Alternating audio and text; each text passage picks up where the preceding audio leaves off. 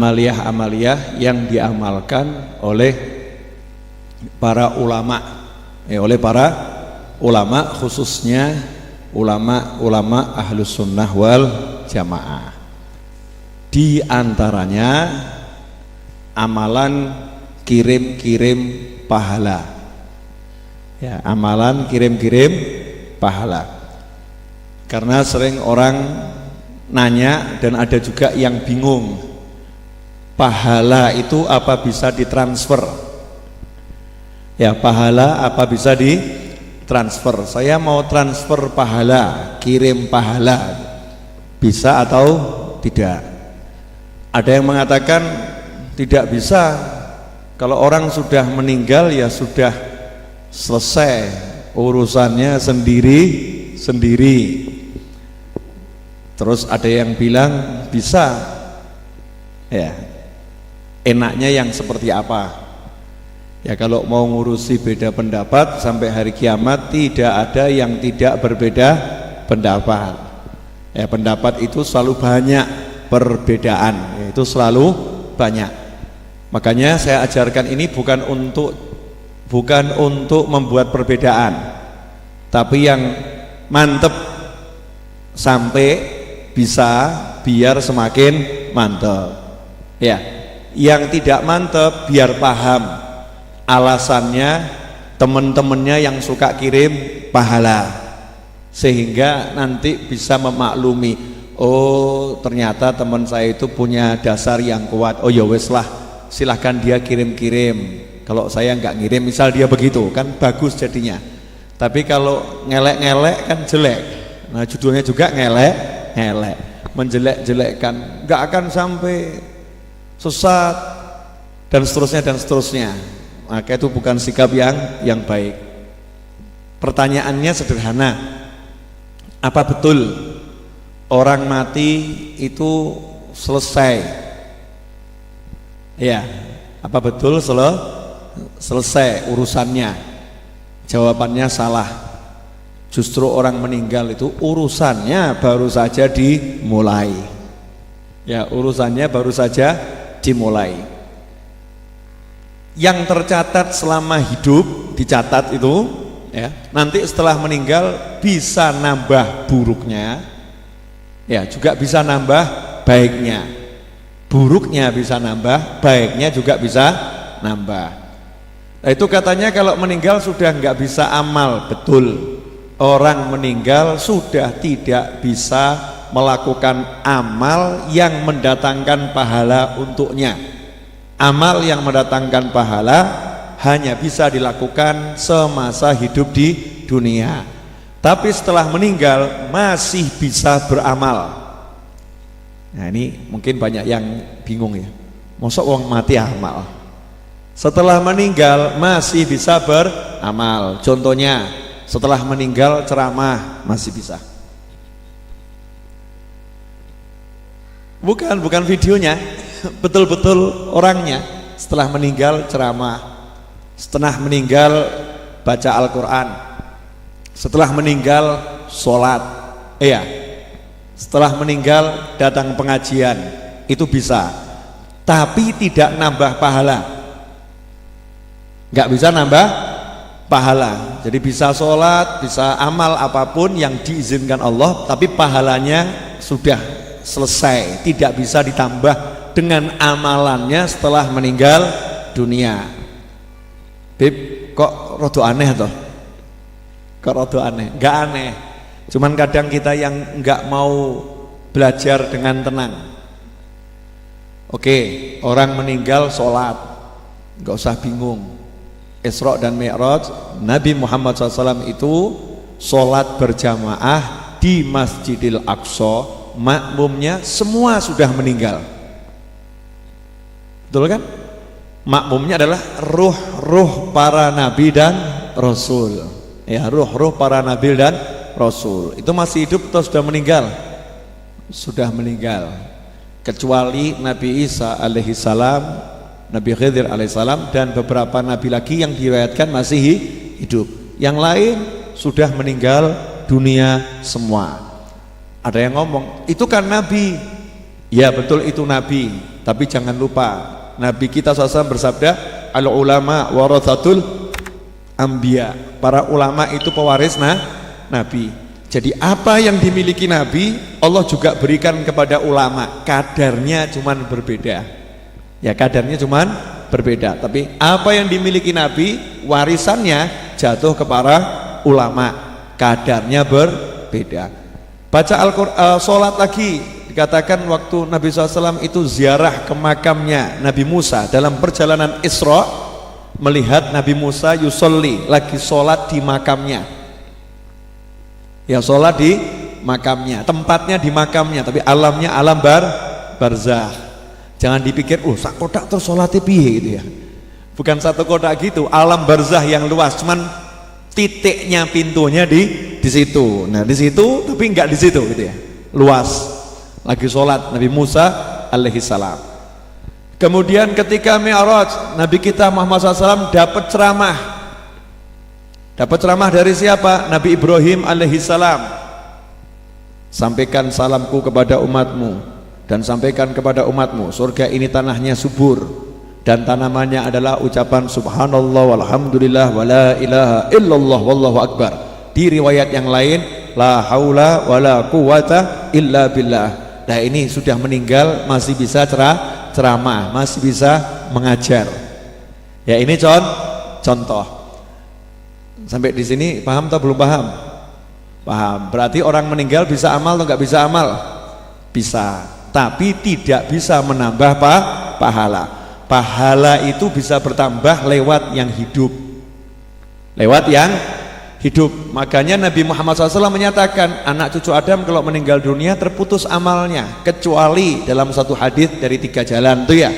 Di hadis yang lain ada totalnya ada 7 jalan yang bisa menyebabkan orang yang meninggal dunia tetap dapat pahala dari perbuatannya semasa hidup atau perbuatan orang yang masih hidup. Satu, didoakan anak keturunannya. Ya didoakan anak keturunannya, termasuk di situ didoakan oleh umat Islam, termasuk didoakan oleh umat Islam. Contohnya yang meninggal orangnya kurang baik, tapi disolatkan 3 shaf jenazahnya itu disolatkan 3 shaf. Disebutkan jenazah yang disolatkan 3 shaf diampuni oleh Allah Subhanahu wa ta'ala. Berkat siapa itu? Berkat doa. Sholat jenazah kan doa ya, doanya makmum dan imam yang menyolatkan. Ya belum tentu yang disolatkan ini kan bapaknya atau ibunya atau siapa ya. Bisa jadikan jenazah yang nggak dikenal atau jenazah yang nggak punya keluarga, tapi diampuni berkat sholat jenazahnya orang-orang yang masih hidup. Ini bukti kalau yang masih hidup bisa doanya itu bermanfaat untuk yang sudah meninggal dunia. Ini semua sahih ya, nggak ada yang lemah-lemah, ini semua sahih. Cuman kita mau nerima atau tidak itu kan kembali kepada pribadi masing-masing. Makanya jangan dipaksa orang nerima, udah gitu aja. Tugas kita wa ma 'alaika illal bala, sampaikan. Ya kemudian sedekah jariah. Dulu waktu hidup pernah bangun pesantren atau pernah nyekolahkan anaknya orang jadi dokter yang manfaat ilmunya yang baik gitu ya, atau pernah memasukkan satu anak ke pesantren dibiayai semua sampai hafal Al-Quran ya, ini termasuk sedekah jariah. Termasuk diantaranya beli mushaf, dia beli Al-Quran ditaruh di masjid, niatannya bantu orang yang ngaji biar gampang. Begitu ada orang baca mushaf yang dia sedekahkan, maka dia dapat pahala. Kalau dia bangun pesantren, begitu ada orang itu belajar di pesantren itu, maka dia dapat pahala. Kalau dia bangun sumur air, mata air untuk satu kampung mandi, minum, masak, wudhu, dia dikubur dapat pahala. Ini namanya sedekah jariah. Sudah meninggal tapi dapat pahala dari amalan yang hidup. Ya kan, baca Al-Quran amalan yang hidup. Tadi masak itu amalan yang hidup. Kemudian yang ketiga, ilmu yang bermanfaat. Dia guru ngajari murid-muridnya. Semua yang dia ajarkan dia meninggal sama muridnya diamalkan. Ngajari duha, muridnya jadi duha. Ngajari birrul walidain, muridnya jadi bekti sama orang tua. Dikubur dia dapat transfer pahala murid-muridnya. Amalan muridnya dia dikasih pahala yang sama tanpa mengurangi pahala muridnya sedikit pun. Ya, ini kurang lebih seperti itu. Jadi kalau dilihat demikian berarti sebetulnya yang meninggal bisa enggak dikirimi pahala? Bisa. Berarti kan bisa ya. Nah, mungkin timbul pertanyaan, ya tapi jangan dikirimi surat Al-Fatihah, jangan dikirimi surat Yasin, masa surat Al-Quran dikirim-kirimkan? Ini mungkin ada yang nanya seperti itu. Jawabannya sederhana. Orang kalau mengirimkan Al-Fatihah, misal saya, ya Allah, saya baca surat Al-Fatihah, tolong diterima dan pahalanya diberikan kepada almarhum teman saya namanya Fulan, misalnya begitu. Artinya apa? Saya lagi membaca surat Al-Fatihah, terus saya minta tolong sama Allah. Saya minta tolong sama Allah, ya Allah, tolong berikan pahalanya kepada Fulan.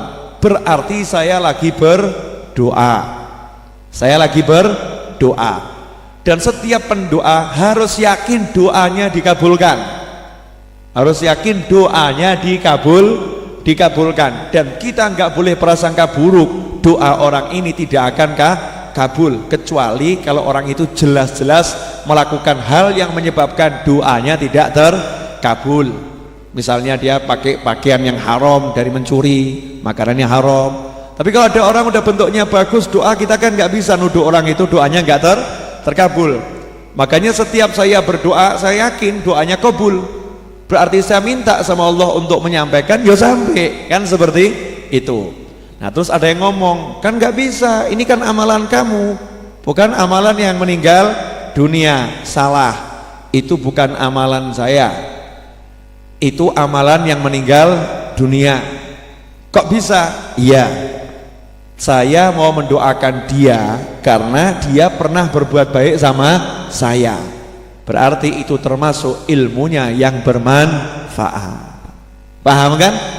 Kalau dia nggak pernah berbuat baik apapun, ya dia mau beragama Islam, ya berarti dia telah berbuat baik. Dia adalah saudara saya. Itu juga bagian dari amalannya dia mau beragama Islam. Singkatnya seperti itu. Berarti kalau ada orang amal apapun yang baik dikirimkan dalam hati minta sama Allah, nyampe atau gak nyampe? Nyampe. Dalilnya lemah atau kuat? Sangat kuat, karena dalil doa tidak bisa ditolak. Oke, terakhir, singkat padat gamblang insyaallah ya. Terakhir, ada yang ngeyel. Ngeyel. Saya nggak mau dalil begitu, Ustadz Kiai, dalil yang jelas. Kalau tadi yang saya paparkan kurang jelas, saya tambah lagi biar jelas, ceto welo ya. Boleh enggak menghajikan orang yang sudah meninggal dunia? Boleh, syaratnya yang menghajikan sudah haji, betul kan? Oke, haji itu amalannya apa isinya? Ada sholat, habis tawaf sholat, ya kan? Di Maqam Ibrahim. Dan sholat sepanjang haji 5 waktu, sholat sunnah ya. Kemudian ada yang namanya doa zikir, entah istighfar, sholawat, takbir, tahlil, terutama wukuf ketika di Arafah. Ada amalan namanya sedekah, bayar dam ya. Kemudian sembelih kurban. Ada amalan namanya puasa, untuk bayar juga denda tuh 3 hari di tempat dia haji, 7 hari dilanjutkan di kediamannya.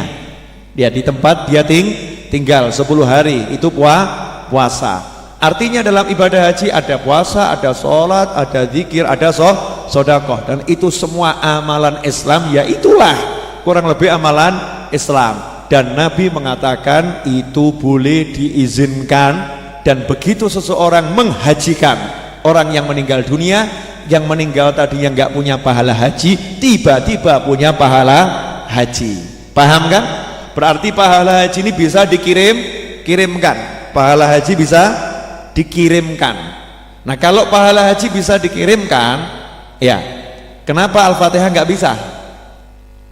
Kenapa baca surat Yasin nggak bisa? Lawang baca Al-Quran 30 juz, puasa, sholat, zikir semuanya bisa. Kenapa ini kok nggak bisa? Kan nggak ada contohnya dari Nabi. Kamu yang nggak mudeng dikasih contoh sama Nabi. Nabi kita SAW itu cerdas, makanya nggak dicontohkan satu-satu. Kamu nanti kalau sedekah kacang, kamu niatkan untuk meninggal sampai, ya capek, kebanyakan dalil nanti ya. Nanti bab ngirim pahala bisa bukunya butuh beribu-ribu lembar. Makanya Nabi SAW syamil kamil jawami'ul kalim, beliau dikasih kalimat yang singkat tapi penuh makna. Ini termasuk salah satunya. Cukup dengan satu ajaran ini umat Islam udah paham. Oh berarti kirim amal soleh apapun itu akan sampai kepada yang meninggal dunia. Jelas? Udah. Alhamdulillah, jenengan jelas toh? Nah, lanjutkan. Ada lagi yang ngeyel. Nah, karena ini mungkin yang ngeyel agak kurang pinter. Ya, kalau tadi orangnya pinter dikasih jawaban begini paham, oh ya wes lah. Ya tapi saya tetap tidak mau ngirim, ya nggak apa-apa terserah. Tapi ini jelas itu ya. Dan nanya sama saya, Habib, apa nyampe? Jawaban saya sederhana, saya nggak pernah ngirim. Loh, memang judulnya kirim pahala, tapi saya nggak pernah ngirim. Kok bisa begitu, Bib? Saya cuma titip. Bapak pernah kan kirim paket? Judulnya apa? Kirim paket. Pernah ngirim? Enggak, titip. Titip kepada biro jasa pengiriman. Betul kan? Titip. Kalau ngirim itu kita berangkat sendiri kepada alamat yang dituju. Itu namanya ngirim. Betul? Nah, cuman judulnya kirim paket, tapi nggak pernah ngirim. Cuman titip. Saya titip ke biro Tiki, JNE, JNT, Wahana atau apapun tuh, ya titip.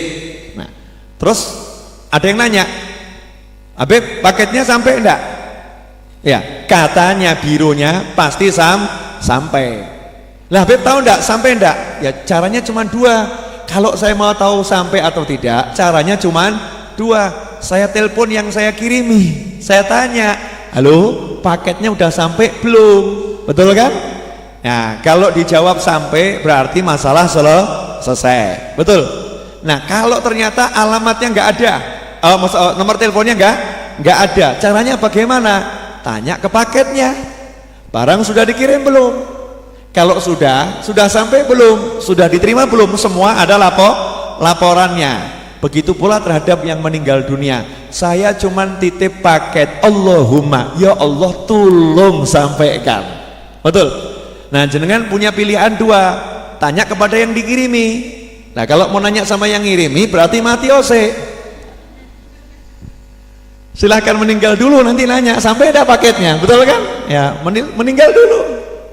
Karena nggak mungkin ya, telepon nggak bisa, nomornya nggak ada, atau handphonenya mati, nggak mungkin mati dulu, nggak masuk akal. Ya udah, tanya sama yang dititipi.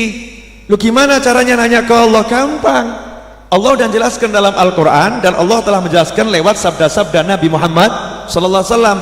Judulnya saya minta tolong, berarti saya berdoa. Dan Allah udah bilang, ud'uni astajib lakum, berdoalah padaku, pasti aku kabulkan. Selesai masalah, tergantung kamu, percaya enggak kamu sama Allah. Itu aja, simple loh, gitu saja. Jadi kalau ada orang nggak percaya doa itu sampai, berarti dia meragukan kemampuan Allah yang maha kuasa.